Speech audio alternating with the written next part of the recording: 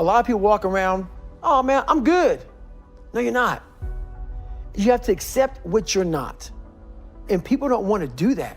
And that's the only way you can fix it. You have to accept it first before you can go on the journey. A lot of folks never even start the journey, man. They never start the journey because they're living this fake life that who they want to be, they act like they are, but they're not because they haven't fixed all this stuff yet. You got to fix this first before we can start our journey in life. So that's why I have them make this list. You fix these problems, now your journey can begin because you no longer care about how people are judging you. When you care more about how someone's judging you, you're gonna stay right there. There's no forward momentum. We are all great. No matter if you think you're dumb, no matter if you think you're fat, no matter if you are fat, no matter if you've been bullied, whatever, man, we all have greatness. You gotta find the courage. You gotta find the courage to put your Bose headphones on and silence the noise out of this world and to find it. And to find it because it's out there, but it's gonna take hard work, courage, self-discipline. It's gonna take all the non-cognitive skills to be great. You know, smart is good, all this stuff is good, that's all cognitive. It's the non-cognitive skills that set you apart from everybody else. Your brain is the most powerful weapon in the world.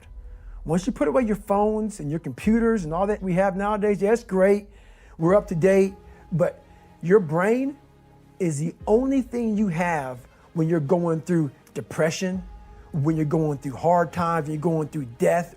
You can't Google that, man. You're alone. You're alone. You may have a shrink you're going to, you may have a best friend you're going to, but there's 24 hours in a day where you're alone in this brain. And your brain is talking to you in all kinds of ways.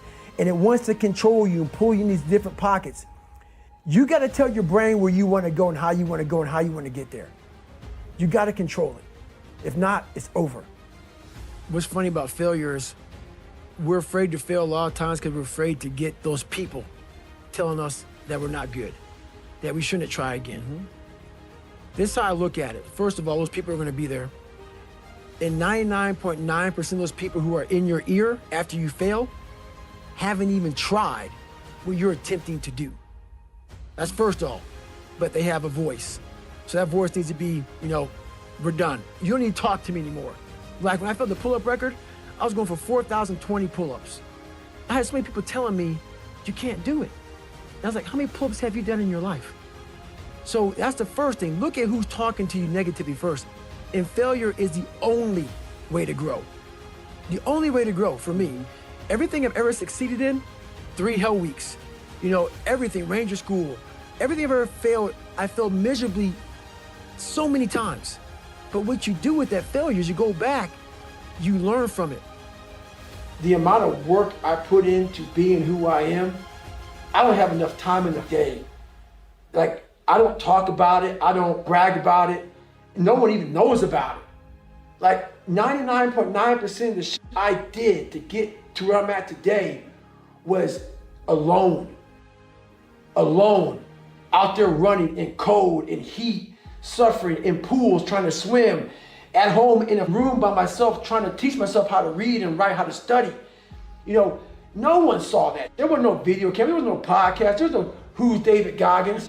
It was me, just for me trying to get in the military, which everybody can do. It's easy. Just trying to learn how to read and write was something that blows Rocky away.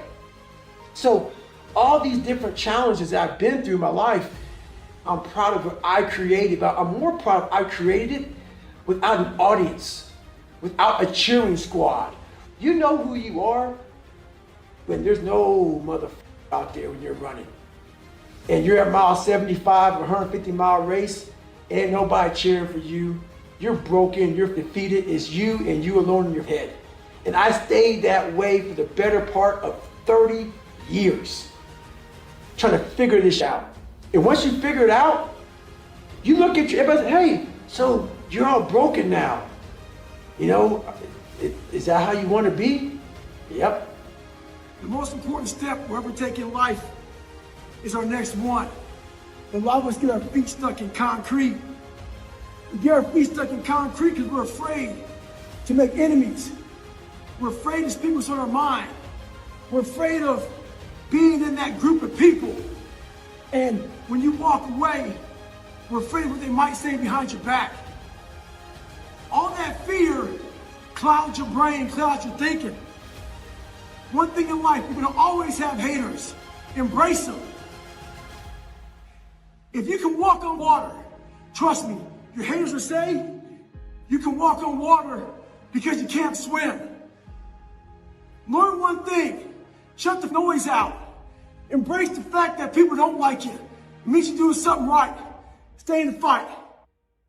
I'm very fortunate that I grew up in a time when there was no phones and there was no social media. And I suggest use it as a platform. Don't use it as your life.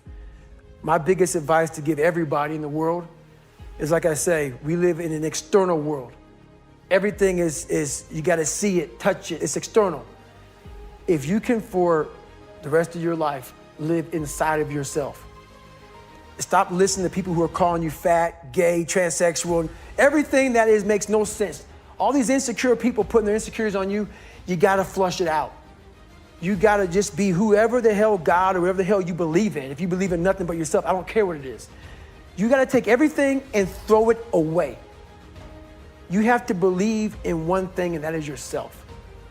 And I'm not saying don't believe in God or what you believe in, but right now, for you to find greatness in yourself, you're not going to find it by looking in a book or by even hearing me. I may give you the spark, but you've got to go inside yourself to find it. And that means you got to be quiet. Go in a room, stop talking, search your soul, search your mind, search your abilities, and you'll find it. But if you're not looking for it, you won't find it. So you got to go start your journey. And the journey starts with you finding, why the hell am I here on this planet Earth? Why am I here? And if you don't know that, you will live the rest of your life searching, always asking the question, why? People ask me all the time how I'm able to be so vulnerable. I wasn't always this person, trust me.